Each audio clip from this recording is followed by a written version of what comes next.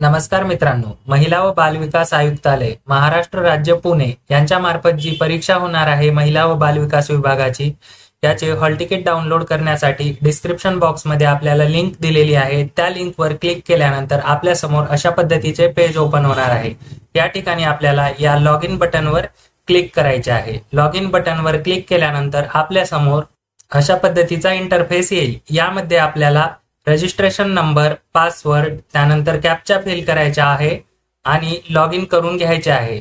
Log in केल्यानंतर आपल्या समोर आपली लॉग इन प्रोफाइल ओपन होणार आहे। लॉग इन प्रोफाइल ओपन झाल्यानंतर त्यामध्ये आपल्याला हॉल तिकीट किंवा कॉल लेटर अशा पद्धतीचा ऑप्शन दिसणार आहे।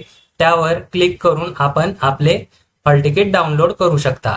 हे दिनांक 2 फेब्रुवारी 2025 रोजी सायंकाळी 5 वाजल्यापासून म्हणजे उद्या संध्याकाळी आपण आपले हॉल तिकीट डाउनलोड करू शकता।